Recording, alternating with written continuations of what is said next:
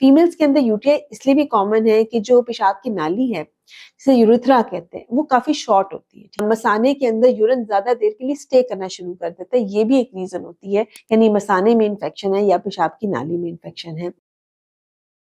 जी, अस्सलाम वालेकुम। आज हम बात करेंगे एक बहुत कॉमन इन्फेक्शन के बारे में, जो कि है यूरिनरी ट्रैक इन्फेक्शन, यानी पेशाब की जो नाली है उसमें जलन की शिकायत होना, पेशाब का बार-बार आना, पेशाब करते हुए दर्द महसूस होना, ये सब पेशाब की इन्फेक्शन की अलामात हैं, यानी मसाने में इन्फेक्शन है या पेशाब की नाली में इन्फेक्शन है। अच्छा, ये बार-बार क्यों हो रहा होता है? ये प्रेगनेंसी में बहुत कॉमनली हो रहा होता है और उसके अलावा भी पेशेंट्स को हो रहा होता है। पीरियड्स के बाद भी फील होता है, लोगों को अक्सर यूटीआई हो जाता है। अब उसके क्या-क्या रीज़न्स हो सकते हैं? फीमेल्स के अंदर यूटीआई इसलिए भी कॉमन है कि जो पेशाब की नाली है, जिसे यूरेथ्रा कहते हैं, वो काफ़ी शॉर्ट होती है, ठीक है?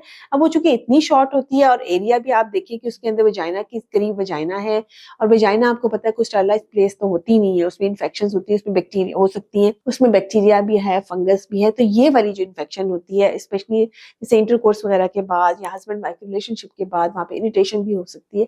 ये वाली इन्फेक्शन जो है वो ट्रैवल करती है और वो जाती है आपकी बेसिकली मसाने की नाली तक, ठीक है? और अगर आपकी इन्फेक्शन लंबे अरसे तक वजाइना में रह रही है, तो वो इन्फेक्शन भी ट्रैवल कर सकती है।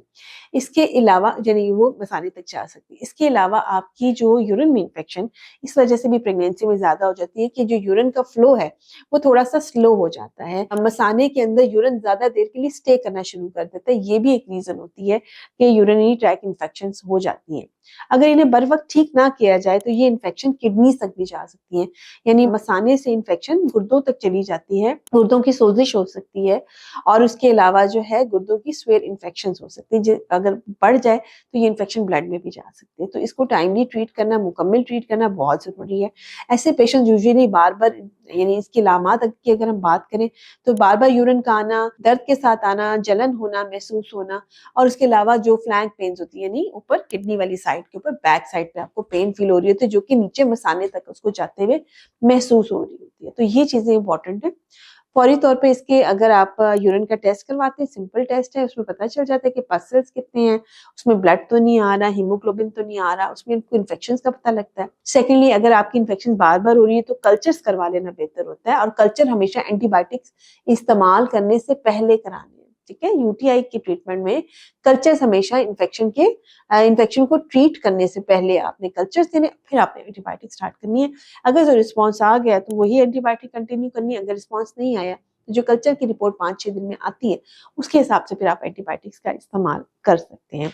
यूटीआई से बचने के लिए अपने आप को हाइड्रेटेड रखिए, पानी का इस्तेमाल ज़्यादा कीजिए। इसके अलावा वजाइनल इन्फेक्शंस को टाइम से ट्रीट कीजिए। अगर आपको लोकल इन्फेक्शन हो रही है, इससे पहले कि वो जलन वगैरह स्टार्ट करें आपकी पेशाब की नाली में, आप उसको लोकल एंटीबायोटिक्स लगाकर ट्रीट कर सकती हैं। सिमिलरली जो पैड्स आपको इरिटेट करती हैं, वो मत इस्तेमाल कीजिए। हाइजीन का अपने जो है वो ख़ास जो है वो रखिए।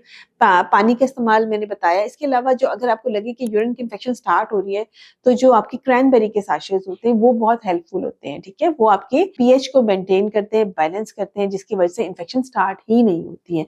लेकिन अगर एक दफ़ा इन्फेक्शन स्टार्ट हो जाए, तो उसको टाइम पे ट्रीट करना भी बहुत ज़रूरी है। बहुत सारा ख़्याल रखें और दुआ में याद रखें।